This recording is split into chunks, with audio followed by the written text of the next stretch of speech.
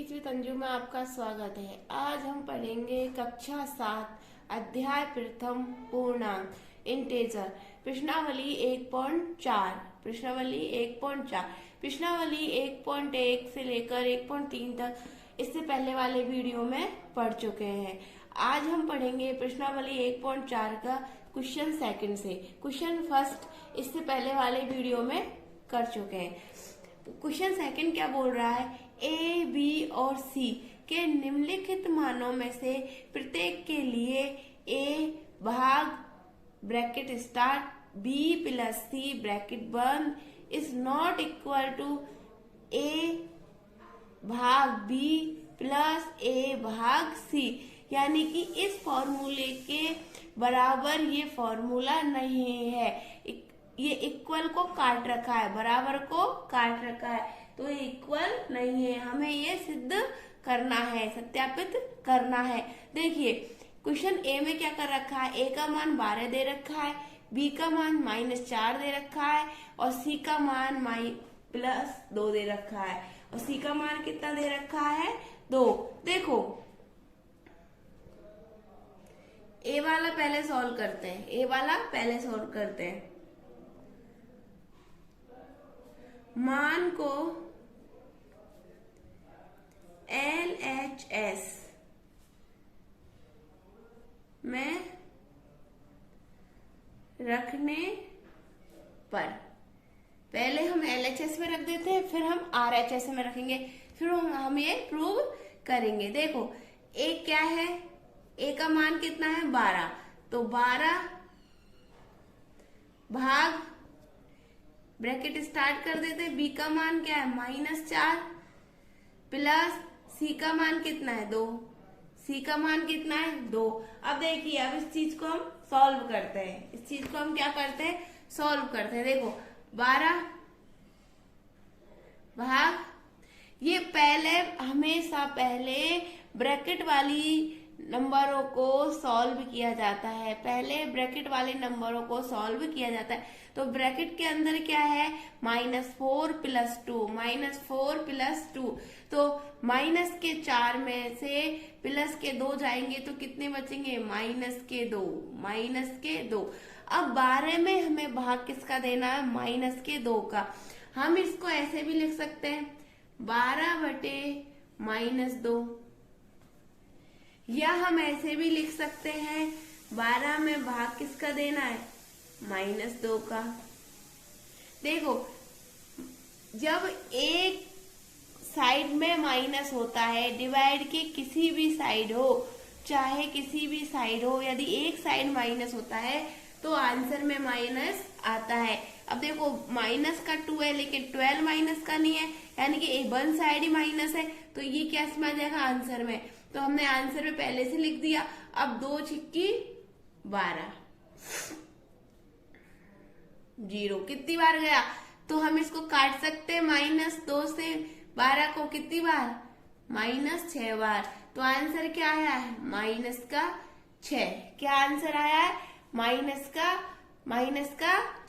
अब आगे देखिए, अब हमने मान को कहाँ रखेंगे, हम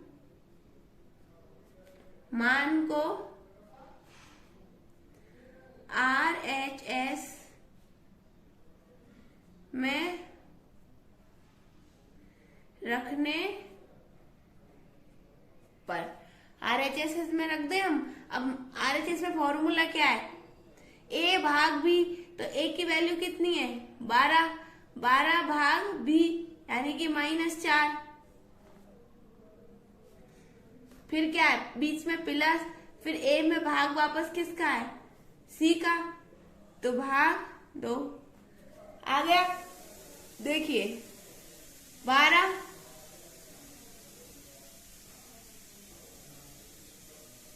बटे -4 लिख सकते हैं, इसको भाग दिया है, प्लस इसको क्या कर सकते हैं 12 भाग 2 कर सकते हैं। ये देखिए 4 का भाग 12 में दिया तो -3, और इसमें दिया तो 6। देखो ये प्लस है, ये माइनस है, ये प्लस है, ये माइनस है, बड़ा कौन सा, प्लस का, तो क्या बचेगा 3। ये देखिए -4 का भाग 12 में दिया। यदि एक तरफ माइनस होता है तो आंसर में भी माइनस आता है, तो हमने माइनस लगा दिया और 4 दिया 12। कितनी बार भाग गया? 3 बार। 2 का भाग 12 में दिया तो कितनी बार गया? 6 बार। 6 प्लस का है और माइनस का क्या है? 3। माइनस का क्या है? 3। 6 में से 3 गई तो कितने बचे? 3। अब बताइए आप, RHS is not equal to LHS। देखो उसमें आ रहा है -6 और इसमें कितना आ रहा है? 3, यानी कि LHS is not equal to RHS।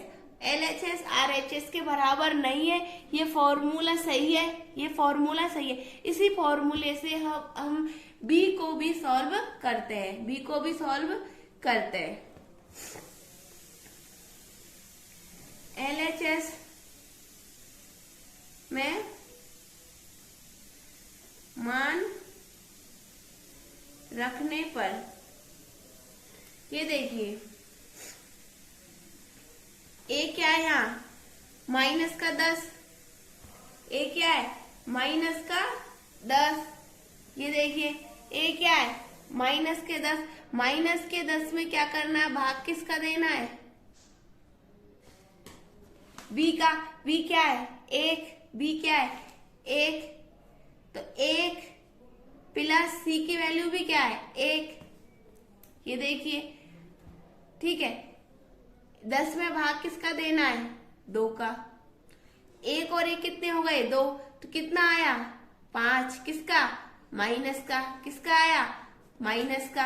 अब देखो RHS में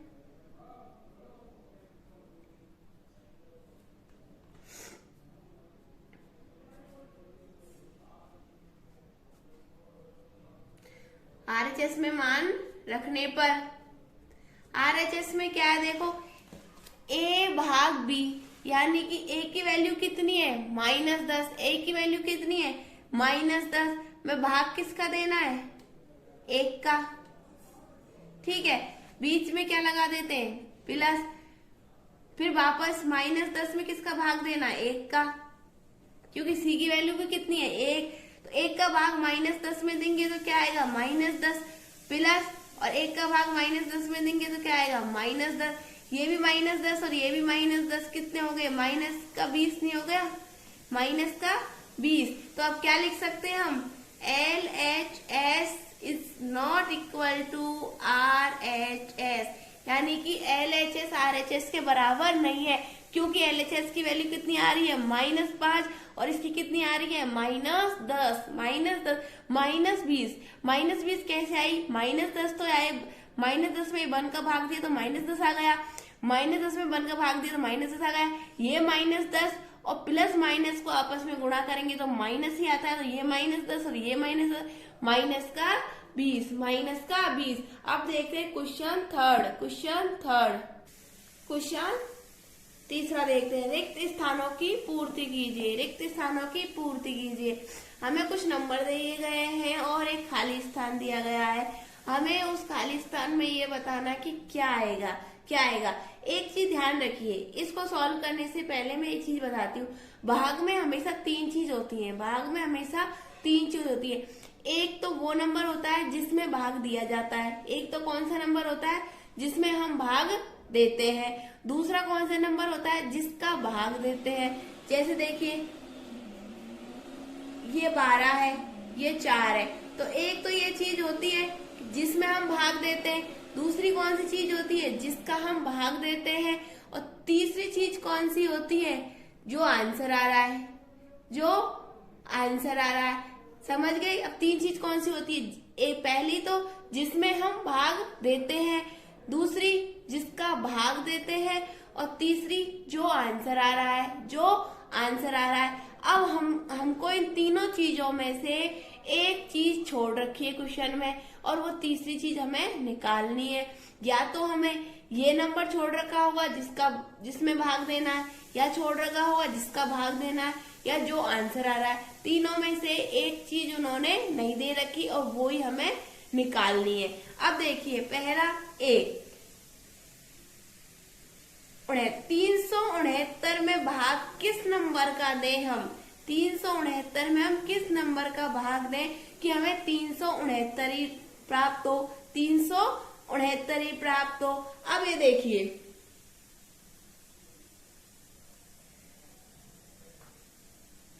ये देखिए, माना वह संख्या x है, हमने क्या मान लिया, वो संख्या क्या है x, तो हम इसको ऐसे लिख दें 369 भाग x बराबर 369, ये लिख सकते हैं ना, क्योंकि हमने उस नंबर को क्या मान लिया x। ठीक है, जब कोई नंबर, अब हम इसको ऐसे भी लिख सकते हैं 369 बटे x बराबर 369, क्यों, क्योंकि ये भी भाग है और ये भी क्या है, भाग।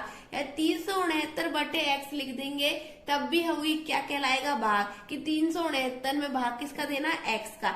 अब देखिए, जब कोई चीज भाग में होती है और बराबर के इधर जाएगी तो गुणा में हो जाती है। कोई चीज जब भाग में होती है, जब बराबर के हम इधर लेते हैं तो किस में चल जाती है, गुणा में। देखो कैसे, तो 369 बराबर x को हम कहा ले जा रहे हैं, इधर, तो 369 गुणा x, ये 369 के नीचे से तो x निकल गया और किससे जाके गुणा हो गया, 369 से, इस वाले 369 से। ठीक है, 369 बराबर 369 x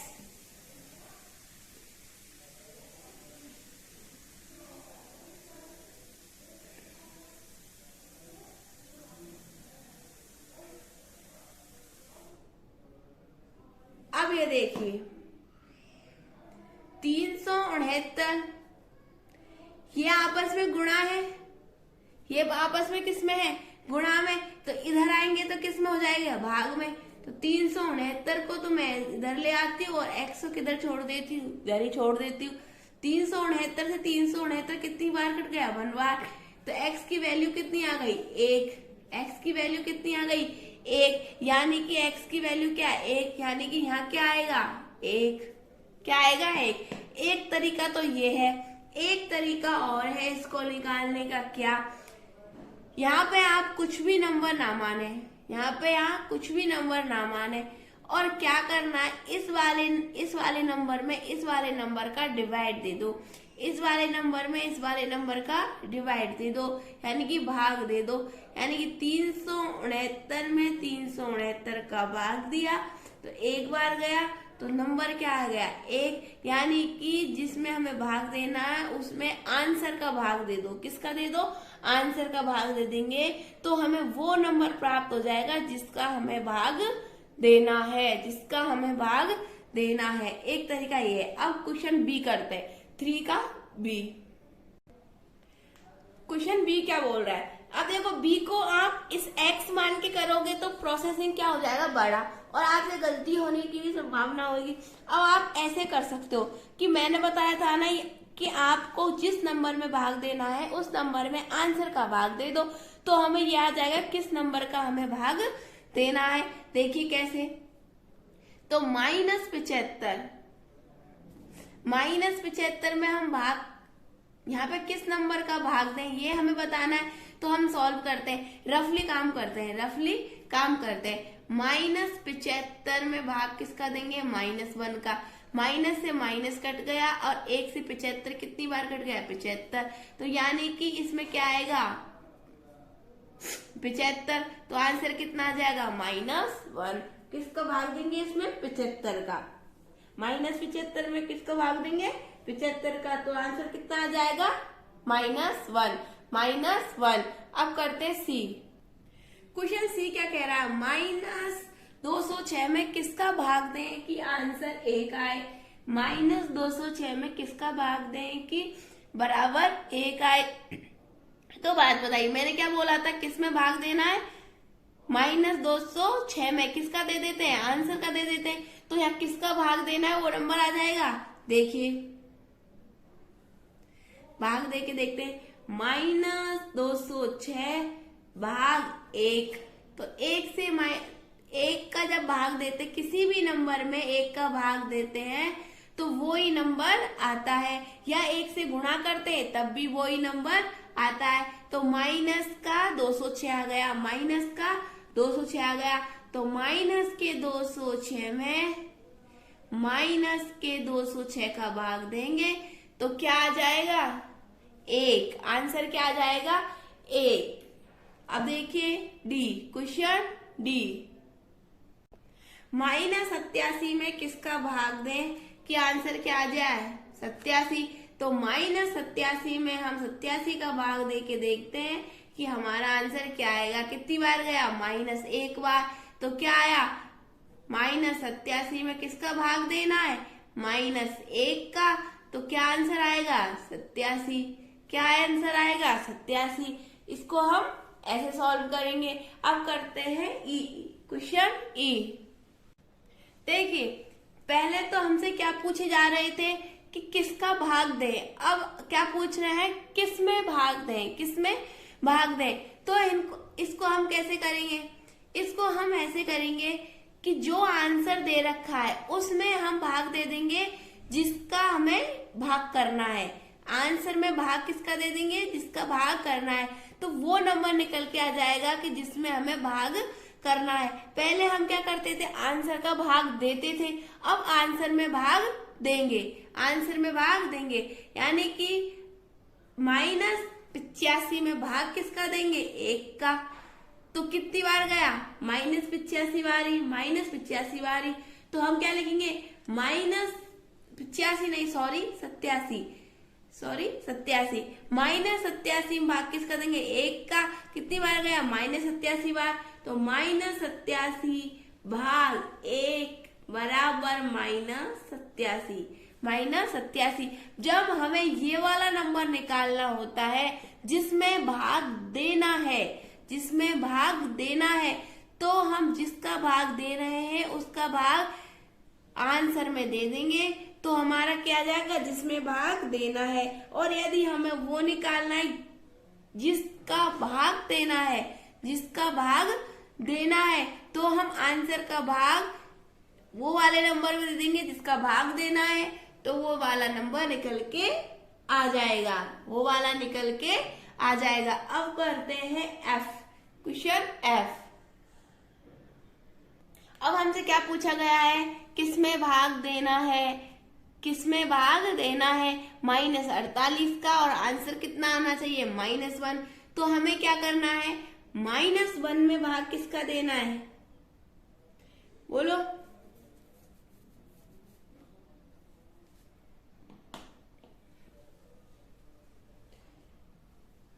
यदि 48 में भाग 1 का देंगे तो क्या आएगा?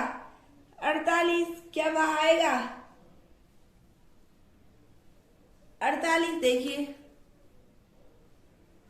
48 भाग -1 बराबर 48 किसका? माइनस का। तो क्या आएगा? -48 में यदि हम 48 का भाग देते हैं तो आंसर क्या आ जाएगा? -1। अब क्वेश्चन कौन सा करते हैं? जी, क्वेश्चन जी। क्वेश्चन जी क्या बोल रहा है? 20 में किस चीज का भाग दें कि आंसर क्या आएगा? -2। तो देखिए 20 में भाग दे देते हैं हम -2 का। तो कितनी बार कटा? ये 10 बार। क्या आया? माइनस का 10। तो क्या आएगा आंसर? 20 में भाग देना है -10 का। तो आंसर हमारा क्या आएगा? -2।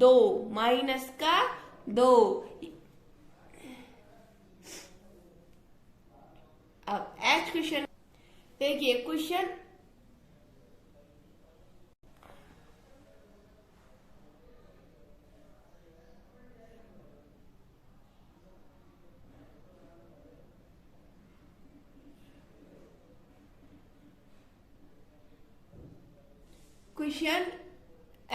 Question H. देखो यहाँ कौन सा नंबर आए कि भाग किसका करना है? 4 का। और किस आंसर क्या आना चाहिए? -3। क्या आना चाहिए? -3। देखो जिसका भाग देना है उसको आंसर से गुणा कर दो। क्या आएगा? -12। तो देखो 12 भाग 4 बराबर -3। अब एक चीज अच्छी तरह सुनिए, यदि वो क्या पूछे, जिसमें भाग देना है, जिसमें भाग देना है, यदि पहले वाला नंबर पूछे कि जिसमें भाग देना है, तो आंसर को और जिसका भाग देंगे उसको आपस में गुणा कर देंगे। जैसे एक एग्जांपल लेते हैं, जैसे हमसे पूछा हम किसका भाग दें कि हमारा आंसर क्या आएगा?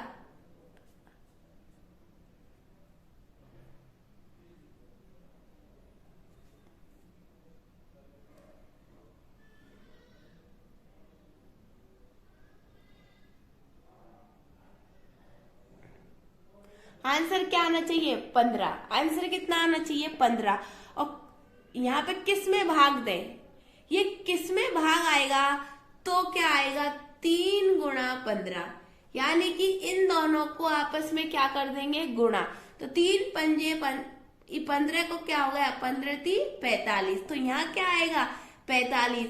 यदि पहले वाला नंबर पूछेंगे तो दूसरे वाले नंबर को और तीसरे वाले नंबर को गुणा कर दिया जाएगा।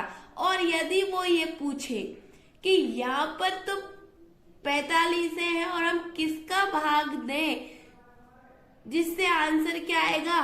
15।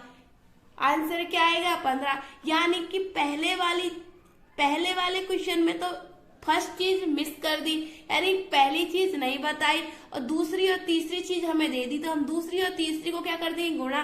तो पहली वाली चीज आ जाएगी। और यदि उसने ऐसे किया कि पहली वाली चीज तो दे दी और दूसरी वाली चीज नहीं दी, यानी पहली वाली दे दी, दूसरी मिस है और तीसरी उसने दे दी, तो क्या करेंगे हम? पहली वाली चीज में तीसरी वाली चीज का डिवाइड यानी कि भाग कर देंगे। 45 का भाग इसमें दिया तो कितनी बार गया? 3 बार। तो क्या आंसर आएगा यहाँ पे? 3। क्या आंसर आएगा यहाँ पे? 3। ये समझ गए? यदि पहली वाली चीज को मिस करेंगे तो दूसरी और तीसरी को गुणा करके हम आंसर निकालेंगे, और यदि दूसरी वाली चीज को मिस करेंगे तो हम पहली में तीसरी का भाग देंगे, तो वो संख्या निकल के आ जाएगी। अब आप इस चीज को अच्छी तरह समझ गए होंगे। यदि आपको मेरा वीडियो अच्छा लगा तो लाइक कीजिए, शेयर कीजिए, चैनल को सब्सक्राइब कीजिए और बेल आइकन को प्रेस कीजिए ताकि वो हर नए वीडियो का नोटिफिकेशन सबसे पहले मिले। Thank you.